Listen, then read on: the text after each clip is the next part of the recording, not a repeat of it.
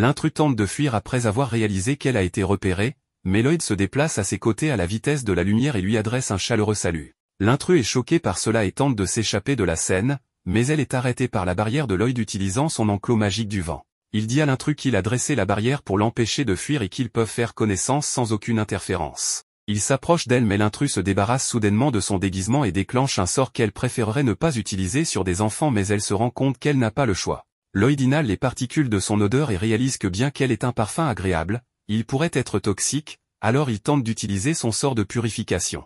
L'intrus lui dit que son sort ne fonctionnera pas et elle lance un sort de brouillard noir qui fait tomber Lloyd à genoux. Elle s'excuse encore une fois auprès de lui pour avoir été obligée d'utiliser le sort mais elle lui informe que son poison ne peut être purifié par personne. Lloyd est intrigué après avoir conclu que son sort de poison doit être inconnu car le sort de purification est connu pour fonctionner sur tous les sorts de poison connus. Il réalise que son poison est fabriqué à partir de mana transmuté, ce qui lui fait se rappeler qu'il y a des individus nés avec la capacité de transmuter spontanément le mana.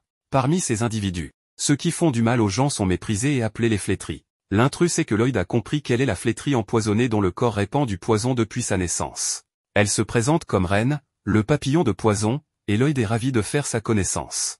Elle se dirige négligemment vers une partie de la barrière de Lloyd et la brise de son pied. Lloyd est fasciné de voir qu'elle peut détruire sa barrière si facilement et se demande si elle l'a affaiblie avec son poison avant d'y appliquer une pression. Reine dit à Lloyd qu'il ne perdra pas la vie car il n'a absorbé qu'une petite quantité de poison, mais elle le prévient qu'il ressentira de la douleur pendant les prochains jours. Reine ramasse ses affaires et s'envole en disant au revoir à Lloyd alors qu'elle disparaît dans le ciel nocturne. Les effets du poison s'estompent et Lloyd s'assoit pour admirer le fait que Reine ait pu masquer si bien sa présence.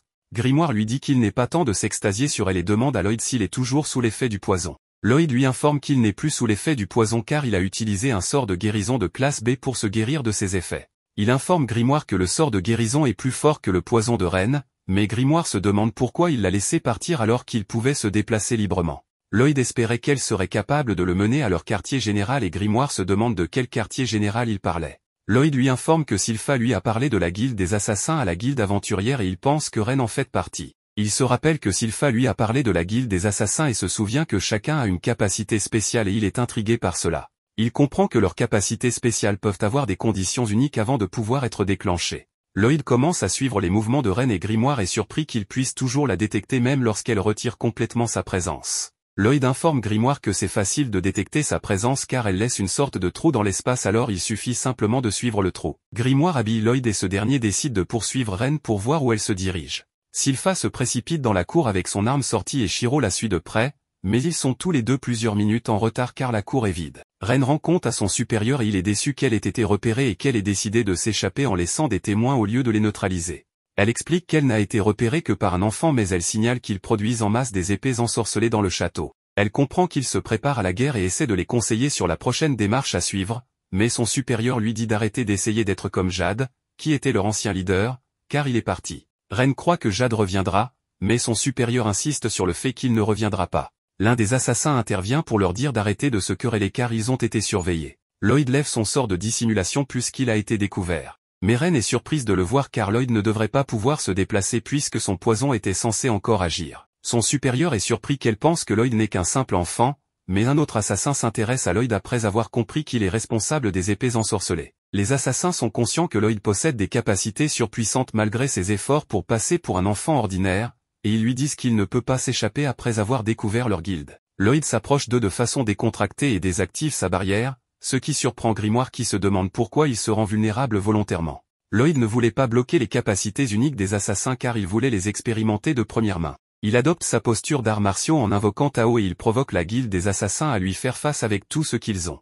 Il dit à Grimoire de rester en dehors du combat, mais Grimoire lui conseille de dresser une barrière. Grimoire peine à terminer sa phrase avant qu'un assassin n'attaque Lloyd et que Grimoire ne devienne un dommage collatéral. Lloyd bloque l'attaque de l'assassin et utilise sa cape pour bloquer les attaques suivantes. L'assassin est surpris que la famille royale entraîne désormais les princes aux arts martiaux. Lloyd est content de pouvoir utiliser la technique de Ta pour rivaliser avec l'assassin, mais il est impressionné par la fluidité de celui-ci. L'assassin se précipite soudainement sur Lloyd et courbe sa main pour lui donner un coup de poing que Lloyd bloque au dernier moment. L'assassin explique qu'il a toujours été flexible depuis sa naissance et qu'il peut bouger n'importe quelle partie de son corps, ce qui lui permet de passer à travers les plus petits interstices.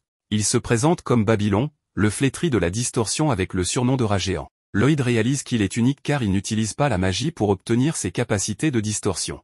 Un autre assassin apparaît soudainement derrière lui et dit à Lloyd de s'enfoncer. Lloyd tombe immédiatement à genoux et est surpris que son corps pèse tellement que ses genoux ne peuvent pas le porter. L'assassin supérieur présente cet assassin comme Crow, également appelé le flétri de la malédiction, dont les paroles sont naturellement imprégnées de mana, donc il doit se taire pour éviter de causer des dommages. L'assassin supérieur tente d'attaquer Lloyd mais il renforce son pouvoir pour surmonter les commandements de Crow, ce qui le surprend. Lloyd est soudainement recouvert de mucus et l'assassin supérieur se présente comme Galilea, l'araignée, le flétri du réseau, dont le corps transforme le mana en mucus.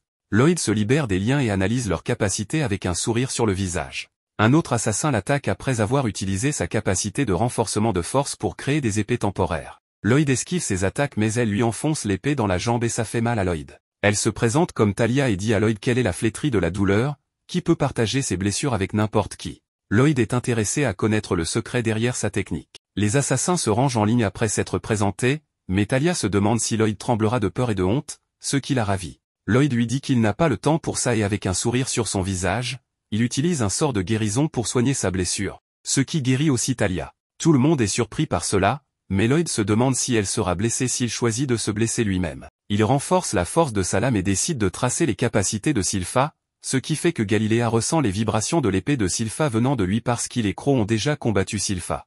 Lloyd se précipite sur eux avec un sourire dément sur son visage et ils sautent tous, se demandant quel genre de maniaque est né dans la famille royale. Babylon est confus après avoir réalisé que Lloyd est aussi un bon escrimeur parce qu'il a entendu dire qu'il est un mage. Lloyd frappe soudainement avec son épée mais après 2 coups, il réalise que Babylon a pu réduire les dégâts des épées en adoucissant son corps au moment de l'impact. Il met Babylon à terre quand même, ce qui met en colère Crow et Galilea, qui l'attaquent pour se venger. Crow essaie d'utiliser sa magie de parole pour souffler Lloyd loin mais il s'écarte et Galilea est affecté par la magie de parole à la place. Galilea met à terre Talia alors qu'il est soufflé et Lloyd décide de s'en prendre à Crow ensuite. Il se demande comment Crow va gérer son attaque quand il le frappe avec son épée. Crow essaie de dire stop mais les mots ne sortent pas de sa bouche avant que Lloyd ne le mette à terre. Lloyd sent son corps devenir plus lourd quand Crow formait le mot stop et il en conclut qu'il n'aurait peut-être pas pu bouger si Crow avait fini de dire le mot. Crow essaie de dire le mot exploser mais Lloyd ne le laisse pas finir le mot alors qu'il le frappe à nouveau avec son épée. Galilea est furieux que Lloyd ait mis à terre à la fois Crow et Babylon mais Lloyd l'ignore alors qu'il se concentre sur l'attaque de Talia.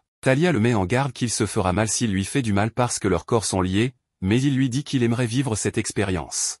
Il la frappe avec son épée, ce qui la projette contre le mur. Lloyd ressent sa douleur mais le plaisir de ses capacités surpasse la douleur qu'il ressent d'être lié à son corps. Galilea attrape les mains de Lloyd et le menace de le mettre en étranglement. Lloyd s'échappe et envoie Galilea voler contre le mur mais il remarque que Galilea amortit l'impact en utilisant ses toiles. Lloyd est intrigué par leurs capacités et il appelle Ren pour lui montrer ses capacités, mais elle ne veut pas s'approcher de lui parce qu'elle réalise qu'ils ont affaire à un psychopathe.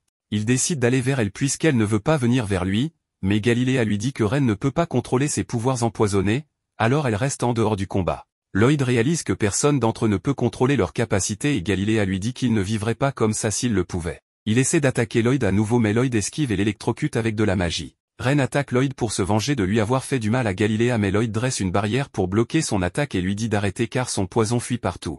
Galilea se relève et dit à Ren qu'il se sent mieux parce que son mana devient fou. Lloyd lui informe qu'il a inscrit un sort sur son corps qui lui permettra de contrôler son mana et il est content que son sort fonctionne bien car c'est la première fois qu'il en a inscrit un sur un corps humain. Galia pleure de joie parce que sa malédiction est partie, mais Lloyd lui dit que son sort lui donne juste le contrôle sur ses capacités. Il propose d'inscrire le reste des assassins avec le sort et ils sont tous heureux que leur mana soit maintenant sous contrôle et qu'ils puissent agir comme des personnes normales. Lloyd demande à tous les assassins de lui montrer à nouveau leur pouvoir maintenant qu'ils peuvent les contrôler, mais Galilea propose plutôt de lui raconter leur histoire. Lloyd lui dit qu'il n'est pas intéressé par l'histoire, mais Galilea insiste pour lui raconter leur histoire originelle. Il raconte à Lloyd comment la guilde des assassins a été formée et à propos de Jade, leur leader, le loup des ombres qui peut se téléporter à travers l'espace. Lloyd est maintenant intéressé par l'histoire et Galilea se souvient quand Jade est revenu après une longue absence et il a ressenti pour lui car il se téléportait involontairement dans des endroits inconnus. C'est alors qu'il leur a montré une pièce avec une tête de loup et les a nommés la guilde des assassins avec la pièce de loup comme emblème. Il leur a dit qu'il ferait des travaux que la guilde des aventuriers ne pouvait pas faire et qu'il laisserait une pièce derrière eux à chaque scène pour que la guilde puisse savoir qu'il les aidait en coulisses. Il espérait qu'un jour il serait reconnu et qu'il n'aurait plus à vivre sous terre. Jade a soudainement disparu, ce qui a attristé les assassins. Galilea informe Lloyd qu'ils ont eu affaire à des problèmes que la guilde ne pouvait pas résoudre depuis lors, mais Lloyd était plus intéressé par l'aptitude de Jade. Galilea informe Lloyd que le clan Lordo se prépare à la guerre mais une lettre apparaît soudainement, attirant l'attention de tous. Sylpha arrive au repère quelques heures plus tard mais elle ne voit qu'une lettre de Lloyd qui lui informe qu'il se rend au domaine Lordo. Sylpha retourne la lettre à Albert qui pense que Lloyd a été kidnappé par la guilde des assassins en collaboration avec le clan Lordo. Il envisage la guerre mais il est conseillé contre car il sait que Lloyd ne se laisserait pas kidnapper. Sylpha présente ensuite les vêtements de Lloyd au prince Albert qui remarque que les vêtements sont mouillés, ce qui le fait changer d'avis immédiatement. Il déclare immédiatement la guerre et Sylpha est d'accord avec lui. Pendant ce temps, Lloyd voyage vers le domaine Lordo en compagnie de la guilde des assassins. Après l'apparition de la lettre, Galiléa a reconnu immédiatement le symbole dessus, celui que Jade avait créé pour eux. Galiléa ouvre anxieusement la lettre et, bien sûr, elle provient bien de Jade. Dans la lettre, Jade s'excuse pour le long délai avant de les contacter, expliquant qu'il avait été un peu occupé. Il annonce qu'il a réussi à renverser le seigneur de Lordost, qui préparait une guerre, et qu'il est désormais le nouveau seigneur du royaume. Il les invite à une célébration. Tout le monde est très heureux de cette nouvelle, mais Lloyd l'est pour des raisons différentes. Galiléa s'approche de lui et s'agenouille pour le remercier à nouveau de les avoir aidés à contrôler leur malédiction, mais ils doivent se rendre à Lordost maintenant. Il promet qu'ils lui rendront sa gentillesse un jour. Cependant, Ren a autre chose en tête, elle souhaite que Lloyd les accompagne au royaume de Lordost pour qu'il puisse aussi graver un sort sur Jade afin de contrôler sa malédiction. Lloyd n'a pas de problème à les accompagner, mais il demande à Ren si elle sait d'où vient cette lettre. Elle est apparue de nulle part, ce qui signifie qu'elle a été téléportée avec précision depuis un autre endroit. La magie de téléportation est encore très mystérieuse dans ce monde et ce n'est pas quelque chose que quelqu'un pourrait simplement découvrir comment utiliser. Il n'y a donc qu'une seule explication plausible, Jade doit être capable de contrôler ses pouvoirs après tout.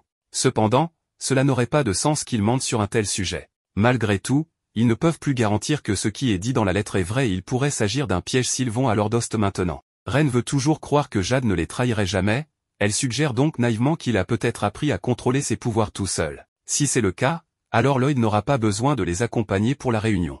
Mais Lloyd décide quand même de les suivre, car son intérêt pour la magie de téléportation est à son comble. Ren veut faire confiance à Jade, mais elle ne peut s'empêcher de s'inquiéter de ce qui pourrait arriver si quelque chose ne va pas. Lloyd lui dit de ne pas trop y penser, car en cas de problème, il sera avec eux et pourra gérer n'importe quel ennui. Galiléa chante une fois de plus les louanges de Lloyd pour sa gentillesse et, après cette dernière déclaration de sa part, Ren tombe officiellement amoureuse de lui. De retour au présent, Lloyd doit faire une halte avec son sort de vol car aucun d'entre eux ne pouvait supporter les vitesses élevées. Il se plaint qu'ils perdent du temps puisqu'ils ne volaient que depuis 10 minutes, mais ils mourraient tous littéralement s'ils devaient supporter une autre minute à vitesse supersonique. Babylon est tellement mal en point qu'il est coincé. Lloyd cède et dit qu'ils peuvent faire une pause ici et marcher le reste du chemin puisqu'ils sont déjà assez proches. Puisqu'ils vont faire une pause, Ren propose d'aller chercher quelque chose à manger. Pendant que Lloyd aide Babylon à redresser sa colonne vertébrale, Babylon mentionne que Ren essaie de se faire remarquer par Lloyd. Ayant grandi dans les bois, elle a accidentellement tué ses parents avec son poison quand elle était plus jeune et a dû se débrouiller seule dans la nature. La première personne à la trouver fut Jade. Il l'a ramenée à la cachette et l'a présentée à tout le monde, mais ils étaient tous un peu effrayés à cause de son pouvoir de poison. Galiléa pensait que ce n'était pas une bonne idée de l'avoir parmi eux, surtout qu'elle grondait après eux comme si elle avait la rage. Quoi qu'il en soit, Jade était déterminée à garder Ren et à commencer à la câliner, mais cela a libéré une grande quantité de son poison et il s'est effondré. Malgré cette expérience proche de la mort, Jade voulait toujours que Ren vive avec eux, il a donc demandé l'aide de tout le monde pour s'occuper d'elle. Puisqu'il insistait, ils acceptèrent tous de l'aider et Galiléa se proposa d'être son professeur, tandis que Crow et Talia confectionnaient des vêtements. C'était le moment où Ren put enfin vivre ce que c'était que d'avoir une famille. Finalement, Jade conçut un sort qu'il grava sur ses vêtements pour neutraliser son mana empoisonné, lui permettant ainsi de vivre une vie relativement normale parmi les autres. Jade agissait comme un grand frère pour elle et, après avoir entendu ce que Jade avait fait, Lloyd est vraiment intéressé à le rencontrer, ce qui en dit long, car c'est la première fois qu'il montre de l'intérêt pour une personne vivante. Finalement, Ren revient de sa chasse et prépare un repas. Malgré ses efforts, personne ne veut essayer sa nourriture apparemment dégoûtante, alors Babylon demande à Crow d'utiliser son discours de malédiction pour rendre la nourriture délicieuse. Il allait le faire, mais Ren le frappe au ventre avec son poison car elle ne veut pas qu'il change quoi que ce soit à propos de sa nourriture. Talia essaie de la raisonner et lui rappelle que Lloyd est un prince et que ce qu'elle a préparé n'est probablement pas quelque chose qu'il voudrait manger. Cependant, elle se trompe complètement, car Lloyd mange avec enthousiasme sans hésitation. Ce n'est pas la pire chose qu'il ait mangée, ayant dû consommer des choses bien pires dans sa vie passée. Les autres prennent leur courage à deux mains après avoir vu Lloyd manger et découvrent que, bien que la nourriture ait une apparence terrible, elle n'est en fait pas si mauvaise une fois habituée. Ren a fait un bon travail, considérant qu'elle n'a jamais eu la chance de s'entraîner auparavant à cause de son poison. Tout le monde finit par apprécier la cuisine de Ren et elle espère pouvoir la partager avec Jade un jour. Nous avons un autre flashback où Jade revient auprès de l'équipe avec de très bonnes nouvelles, la guilde reconsidère les primes sur leur tête. Les autres commencent à célébrer car ils pourraient être réintégrés dans la société et ne plus être dehors la loi. Jade leur dit de ne pas trop espérer car la guilde en est encore à la phase de considération. Mais c'est au moins un pas vers un avenir où ils sont acceptés pour ce qu'ils sont, et c'est déjà une raison suffisante pour célébrer. Jade est heureux d'avoir de si bons amis, mais il y a quelque chose dont il se sent coupable, alors il attire l'attention de tous pour leur avouer. Il avait dit qu'il était une personne ordinaire, mais en réalité, il est le 3e prince de Lordost, un noble, et il admet qu'il les a approchés pour les utiliser à ses propres fins. Lordost est dirigé par sa famille, qui est totalement maléfique et planifie la guerre chaque jour comme des animaux assoiffés de sang. Jade était désespéré de trouver un moyen de les empêcher de déclencher une guerre insensée, c'est pourquoi il a formé cette équipe. Il s'attend pleinement à ce qu'ils soient en colère contre lui pour les avoir manipulés, mais il s'en fiche complètement de ses motivations initiales. De toute façon, ils savaient tous qu'il devait être de la royauté d'une certaine sorte, vu sa manière d'agir, mais Ren n'avait aucune idée et elle était en pleine crise en essayant de tout assimiler. Alors que Ren accuse encore le coup, les autres disent à Jade qu'ils ont tous leurs propres circonstances qui les ont amenés ici, et leurs histoires ne sont pas agréables, c'est pourquoi ils n'en parlent généralement pas. Mais à la fin de la journée, peu importe ses motivations, il est toujours de la famille pour eux et il aurait pu garder le silence à ce sujet, il ne l'aurait pas questionné. Mais maintenant qu'il l'a mentionné, ils sont tous prêts à l'aider à assassiner la famille Lordost s'ils le souhaitent. Cependant, ils ne le souhaitent pas vraiment, car ce serait terrible si la guilde des assassins tuait des gens pour une vendetta personnelle. La reconsidération des primes serait annulée et pourrait même augmenter s'ils s'impliquaient. Il souhaite donc gérer la famille Lordost lui-même. Il a toujours considéré la guilde des assassins comme sa vraie famille et n'aimerait rien de plus que de rester avec eux pour toujours, mais il ne peut rester les bras croisés alors que Lordost est sur le point de déclencher une guerre. Puisqu'il va bientôt partir, il veut qu'ils fassent tous une promesse avec lui de maintenir la guilde des assassins même s'il ne revient pas vivant de Lordost. Si jamais il ne revient pas, cela signifierait qu'il est devenu le nouveau dirigeant de Lordost. Il jure qu'il fera de la région un endroit où les personnes maudites pourront vivre librement. Après avoir entendu cette histoire, même Grimoire est convaincu que Jade doit être une personne incroyable. Après avoir terminé leur repas, ils continuent leur marche vers Lordost, mais Lloyd s'endort en chemin, donc Galiléa doit le porter. Pendant qu'il marche, Ren exprime ses inquiétudes. Elle ne croit pas que Jade les trahirait, mais il est toujours possible que la famille de Lordost le manipule pour faire quelque chose de mal. Elle pense qu'il devrait laisser Lloyd se reposer ici pendant qu'ils vont vérifier la zone pour s'assurer qu'elle est sûre. Galiléa est d'accord et pose Lloyd avant de se tourner vers Grimoire pour lui demander de veiller sur Lloyd pendant leur absence. Grimoire ne pense pas que ce soit une bonne idée, car Lloyd est pratiquement invincible même quand il dort. Mais s'ils vont à Lordost seuls et que quelque chose tourne mal, Lloyd serait furieux contre lui pour les avoir laissés s'attirer des ennuis, donc il décide de les accompagner. Ils arrivent au château et il semble y avoir une fête organisée, ce qui correspond à ce que Jade leur avait dit dans sa lettre. Grimoire ne ressent aucune agressivité de la part des gens ici, donc il pense qu'il est sûr d'aller chercher Lloyd et de revenir. Galiléa se souvient que Jade avait un intérêt pour Lloyd, mais avant qu'il ne puisse en dire plus, ils sont repérés par un membre du personnel du château. L'homme les reconnaît comme membres de la guilde des assassins, mais au lieu de sonner l'alarme, il les conduit au banquet et annonce que les invités d'honneur sont arrivés. Il semble qu'il n'y avait vraiment rien à craindre, alors Grimoire se prépare à voler chercher Lloyd pour le ramener ici. Mais Ren est nerveuse maintenant qu'elle est si proche de revoir Jade. Donc elle demande à Grimoire de rester avec elle un peu plus longtemps. Un peu plus tard, Jade arrive enfin dans la salle de banquet et ils sont tous très heureux de le voir. Son nouveau look est un peu déroutant pour eux, alors Jade décide de revenir à ses vêtements normaux puisqu'il est parmi ses amis. Il claque des doigts et change de tenue, ce qui surprend les autres de voir qu'il a appris à contrôler complètement ses pouvoirs. Quand il lui demande comment il a réussi,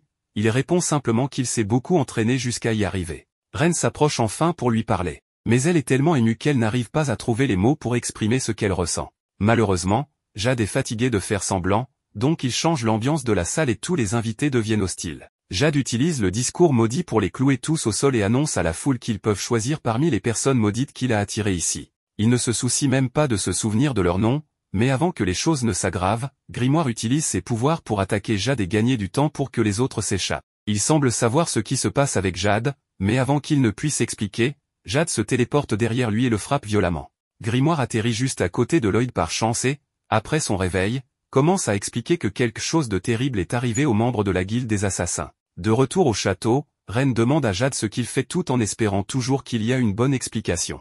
Mais ses espoirs sont anéantis lorsque Jade révèle que tout le monde ici a été possédé par des démons qu'il a amenés du monde souterrain. Et lui-même n'est pas vraiment Jade, mais plutôt un démon qui a pris possession de son corps pour obtenir ses pouvoirs de téléportation. Il s'appelle Gizarm, la calamité du royaume démoniaque, et dit que le vrai Jade est mort parce qu'il a pris son corps. Guisarme se réjouit d'avoir usé son esprit pendant des mois et, à travers tout cela, la seule chose qui le maintenait était son souci pour ses amis. Le corps d'une personne maudite est un excellent hôte pour les démons, donc il savait que Guisarme viserait ses amis s'il prenait son corps. Au lieu de laisser cela se produire, Jade a choisi de mettre fin à sa vie, espérant ainsi tuer à la fois lui-même et Guisarme. Cependant, Guisarme ne l'a même pas laissé mourir en paix, car juste au moment où Jade allait mourir, il a simplement guéri tous les dommages instantanément. Les autres démons sont impatients de prendre possession du corps d'une des personnes maudites, donc Guisarme attrape Ren et avertit les démons de faire attention car son poison est si puissant qu'il a tué ses parents à la naissance.